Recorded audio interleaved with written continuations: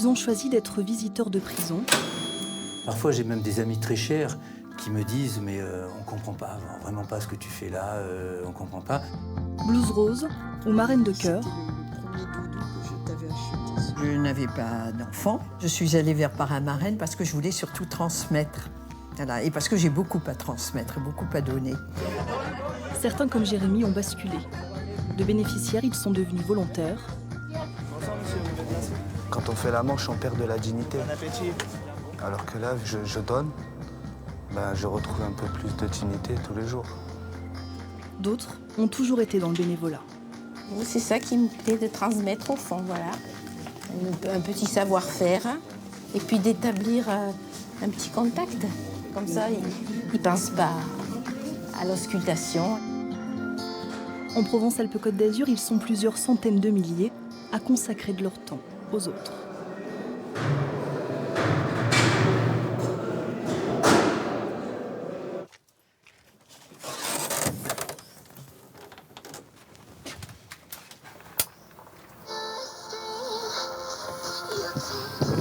C'est un ancien camion pizza qu'on a entièrement retapé.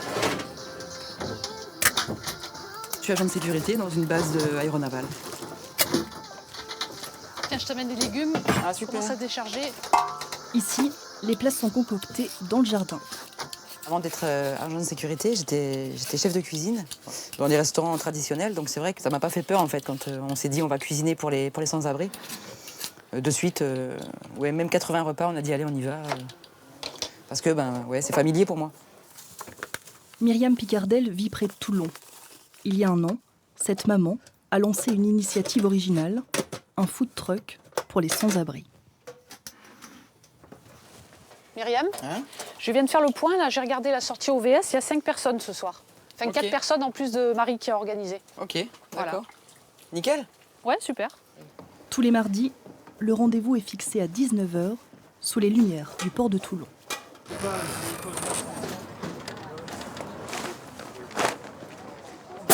Pour moi, tout le monde ne meurt pas de faim. Le besoin des gens de la rue, c'est principalement un besoin de chaleur humaine, de réconfort, se sentir considéré, partager des moments. Donc voilà, c'est sans toi, c'était toi, il est comme ça en fait. Non mais c'est trop petit ça, t'as grossi Mario. Mais non, j'avais... Ils sont une vingtaine de bénévoles réguliers à l'heure au rendez-vous. Ici, pas de plat à emporter, mais des tables dressées, décorées.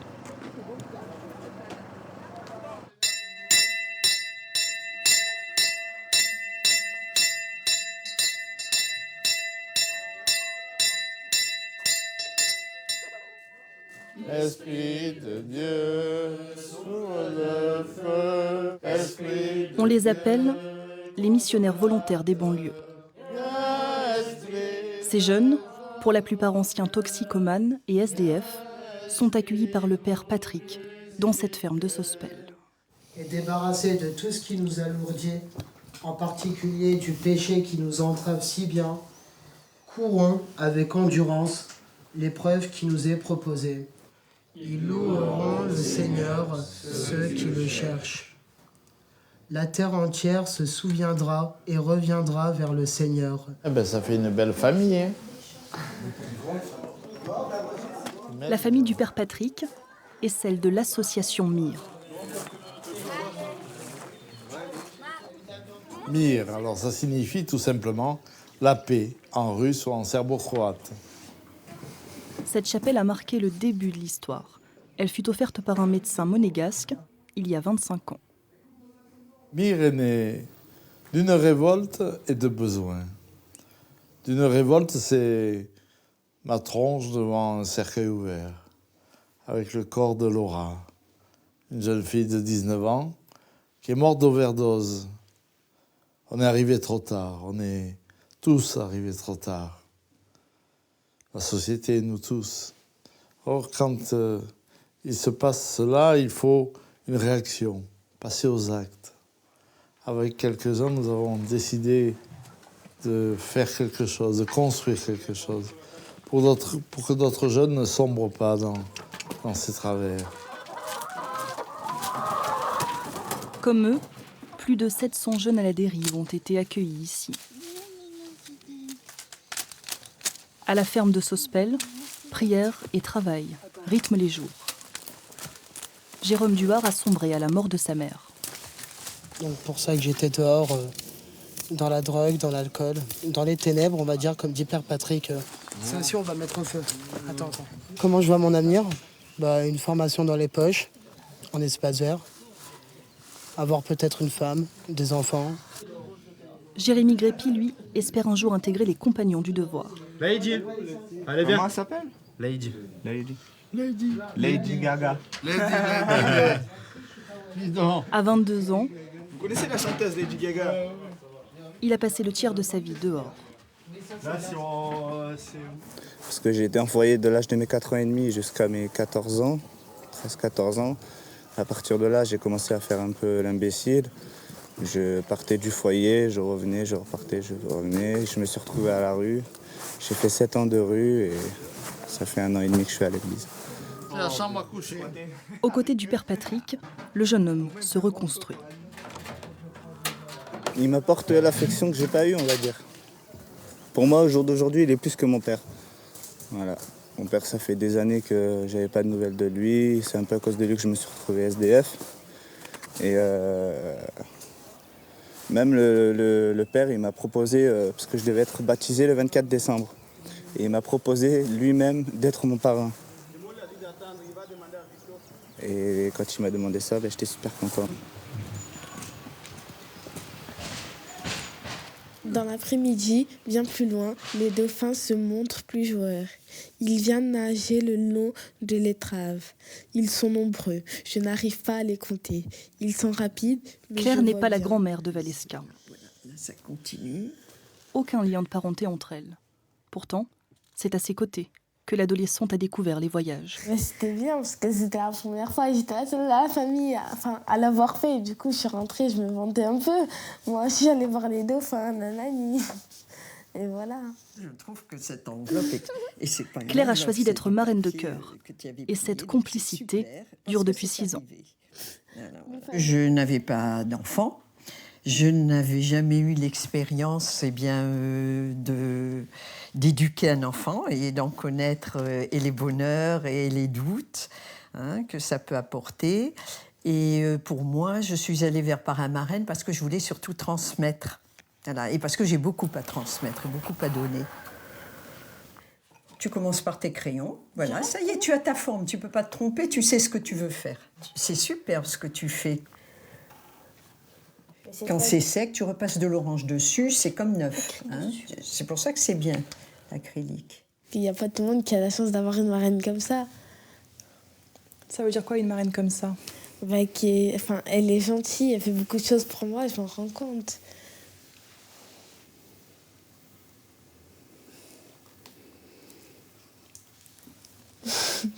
C'est pas facile d'expliquer les Oui, sentiments, la relation des sentiments, ça s'explique pas, ça se vit.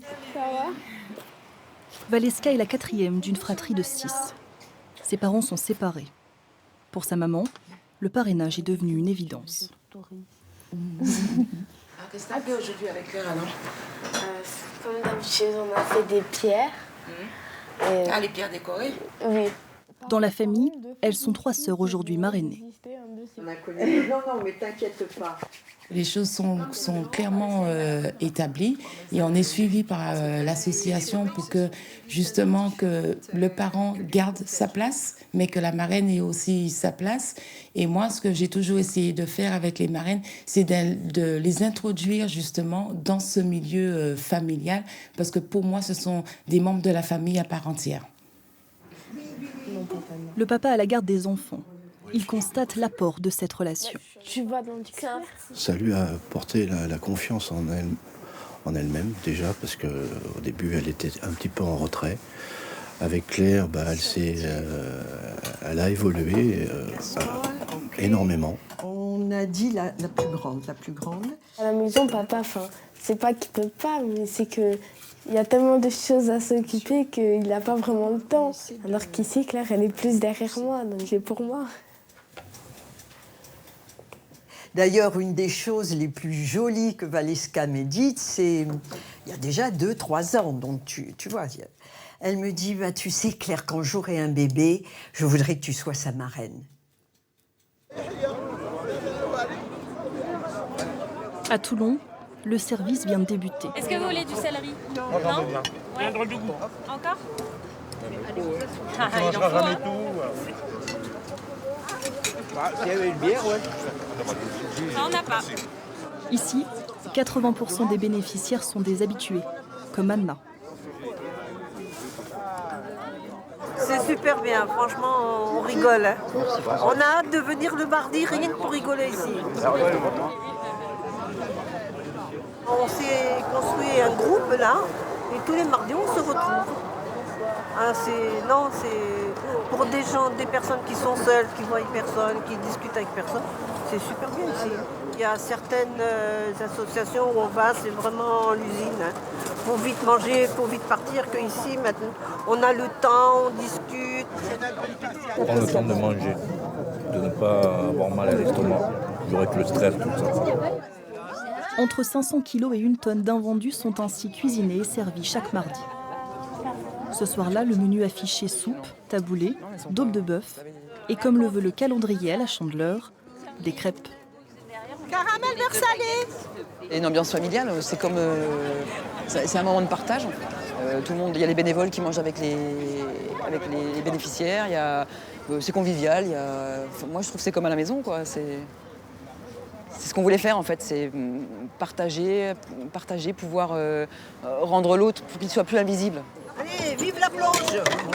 On est super fiers de ce qu'on fait, on est contents. Et les merci, on les a dans les...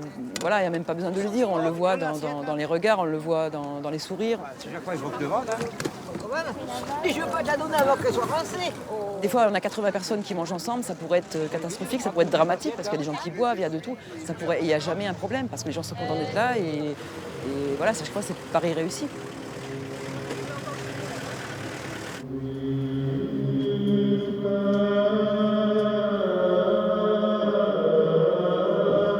Le mercredi, c'est jour d'atelier pour les missionnaires volontaires des banlieues.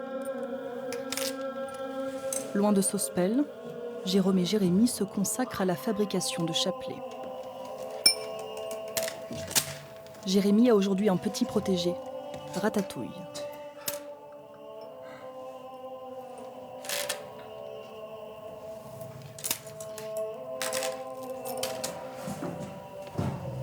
Béni Seigneur, ces beaux chapelets qui viennent d'être réalisés, au nom du Père, du Fils et du Saint-Esprit. Ils sont beaux, ça c'est un tour, le tour de François, le tour de Saint-François. Cette matinée est aussi dédiée à la réalisation d'icônes. Gémeaux dirige l'atelier. Ancien toxicomane, il aide les jeunes à se reconstruire. Je partage ce qui m'aide, ce qui m'a aidé de s'en sortir, hein, de ténèbres finalement, de la mort. Hein, donc tout ça, c'est pour partager quelque chose qui est vivant, quelque chose qui fait du bien, quelque chose que peut-être ils n'ont jamais vécu. Donc l'esprit communautaire, donc c'est l'esprit familial. Pour la première fois de sa vie, Jérémy a trouvé sa place. Il me voit comme quelqu'un de sympa, généreux, gentil. Je préfère qu'on me voie comme ça plutôt que le pauvre con, c'est un petit jeune, il est à la rue, il veut pas travailler. Quand on fait la manche, on perd de la dignité. Alors que là, je donne. Je retrouve un peu plus de dignité tous les jours. Ça fait 12 ans que je suis à la retraite. Je suis restée 1 année inactive et m'étant sentie inutile, eh bien, j'ai choisi de donner et de rejoindre les Blues Roses. C'est tous nos outils, de base crayon, feutre, pince à linge. On peut faire des objets avec, des gommettes. Une après-midi par semaine, Monique Barthélémy s'installe dans la salle d'attente du service ORL de cet hôpital pour enfants. Aujourd'hui, c'est Mardi Gras. On prépare Carnaval. hibou. Tu veux le hibou? Voilà, mais une fois colorié, il est très beau. Ah non, ça c'est pas le hibou, hein. C'est quoi ça? Le lion. Voilà, mais si tu veux le lion, tu t'assieds, tu le colories. En quel casse-tu? CM1? Oui. Tu fais après les nombres à virgule alors déjà? Pas encore. Ouais, super. Ah ouais, tu fais juste le mettre à ta taille. C'est ça qui me plaît de transmettre au fond, voilà. Un petit savoir-faire et puis d'établir un petit contact. Comme ça, ils ne pensent pas à l'auscultation, ils ne pensent pas au médecin. Au carnaval, quand on a un chapeau, qu'on est des... Pour les parents, les blouses roses font partie de leur vie. On a gardé plein de découpages, de coloriages. On a les petits moulins, vous avez fait des petits trucs en plâtre qu'on a peints. Vous ne manquez pas d'idées, de ressources. Et ça fait, voilà, elle va avoir 14 ans et sa première opération, c'était à 8 mois. Et tous les ans, elle est venue, voilà. Et on vous a toujours vu là, donc c'est vraiment formidable, quoi. Je trouve que c'est magnifique ce que vous faites. La passion de Monique, c'est le théâtre. Comment tu t'appelles? Voilà. Elle adore jouer la comédie. Hein, parce qu'après, je vais alors le soir, après les visites... Maintenant commence ce que j'aime le plus. Raconter tes histoires. Bonjour. Alors je te raconte l'histoire du petit chat désobéissant. Il était tout petit. Il vivait avec sa maman dans un beau jardin. La petite Léa est une patiente du service de chirurgie. Alors c'est pas un... Alors ils vont chercher un troisième petit copain de la forêt. Hérisson. Ce soir, Lorenzo, lui, s'apprête à passer sa deuxième nuit dans le service. Et voilà le misérable artichaut, l'espèce de petit crapaud. On dirait un petit dragon. Eh bien oui, c'est un petit dragon parce que derrière, voilà l'énorme dragon. J'ai l'impression de m'exprimer et de faire passer quelque chose pour ramener un sourire ou une émotion en tout cas sur le visage du petit. Et je me sens bien là. Une chanson douce que me chantait ma maman.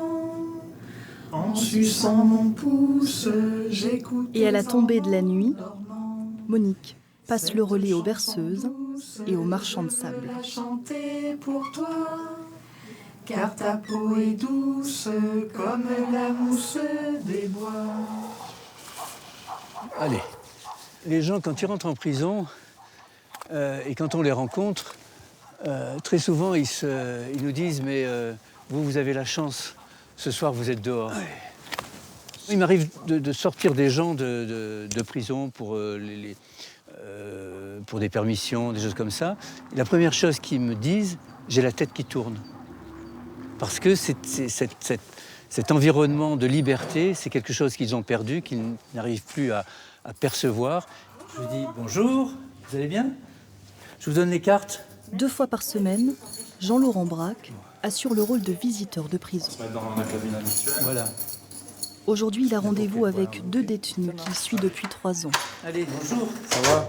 Vous allez bien? Ça va. Il prépare sa sortie. Merci. Tu es sûr que c'est bien le 11 mars que tu sors? Oui, bien, papier. Bien le 11 mars. Ouais, parce que ça, c'est important. Et tu n'as pas pris de peine supplémentaire, tu t'es pas bagarré? Non, Face à Jean-Laurent, ce détenu de 21 ans a réappris à se livrer. D'accord, c'est bien. En prison, les gens ils se disent bon, je vais pas raconter ma vie à tout le monde pour pas paraître faible, pour pas paraître nul ou quoi. Il faut parler comme un homme, même si on est déjà un homme. Et les gens comme Laurent, on peut être là, s'exprimer sans qu'il est là et essayer de nous manipuler. Mon père, ma mère qui vont m'aider à avoir un appart là-bas et je trouverai un petit travail. Ça aide à pas se sentir mauvais, à pas se sentir un monstre comme tout le monde nous regarde ou nous décrit dans la rue. De pas péter les plans en fait, de rester humain avant tout. On va même au-delà, c'est tu vaux mieux que ton acte. C'est-à-dire, quel que soit ton acte, même des actes vils et odieux, tu vaux mieux en tant qu'être humain, tu vaux mieux et tu as droit à ta dignité. Allez, bon, porte-toi bien. Parfois, j'ai même des amis très chers qui me disent mais on comprend pas, vraiment pas ce que tu fais là, on comprend pas.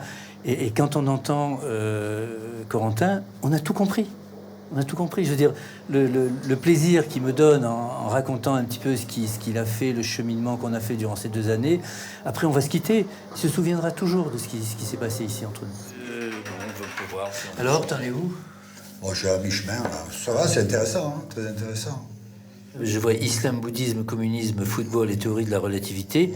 C'est un mélange détonnant. Oui, non, il est intéressant. Non, mais je t'ai promis, ça, je l'ai noté. Je ne l'ai pas encore commandé. Hein. Cette fois, la relation entre détenus et visiteurs est différente.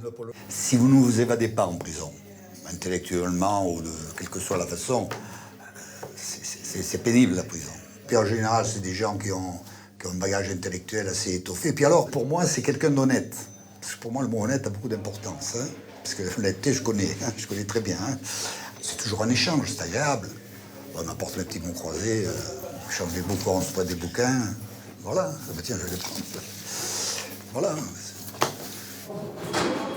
À la maison d'arrêt de Grasse, ils sont 11 visiteurs de prison.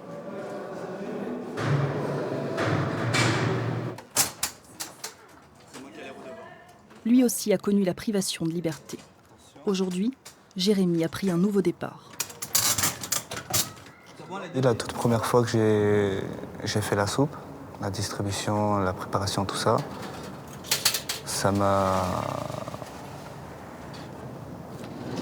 fait tilt. Bonsoir monsieur, vous voulez de la soupe? Voilà pour vous, bon appétit. Le samedi, les missionnaires volontaires des banlieues distribuent plus de 200 repas dans le centre-ville de Nice. Bonsoir monsieur, vous préférez omelette ou bien jumbo? N'importe. D'accord. Voilà. Bon appétit. Je suis en longue maladie, je suis encore en activité, mais voilà, depuis le 12 avril, nous n'avons plus de courant. On nous a coupé l'EDF, donc nous sommes obligés de manger comme ça à l'extérieur avec mon épouse. Ma femme est handicapée, elle est sur fauteuil roulant. Donc là, je viens tout seul, mais sinon, quand elle peut, elle vient avec moi. Ici, il y a sel et poivre. C'est toujours chaud, c'est toujours délicieux, il n'y a pas à se plaindre. C'est copieux et on y revient. Tu n'es pas de la rue, toi, tu as une maison. Jérémy lui aussi revient. Ratatouille, attention, prends-le. Mais plus pour les mêmes raisons. Il regarde vers l'avenir, pour la première fois peut-être. J'espère que tout va se décider pour lui, pour qu'il y ait beaucoup d'espérance en plus du petit ratatouille dont il s'occupe, comme il voudrait qu'on se soit occupé de lui d'ailleurs. Hein. À son tour, Jérémy apporte du réconfort, un rôle pour lui devenu évident. Je préfère être celui qui donne plutôt que celui qui demande. C'est beau de donner, je trouve.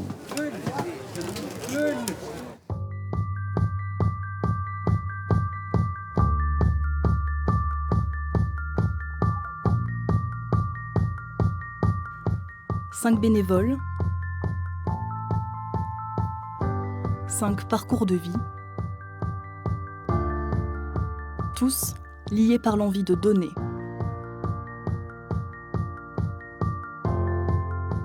Chacun à leur manière, ils sont les maillons d'une chaîne de générosité.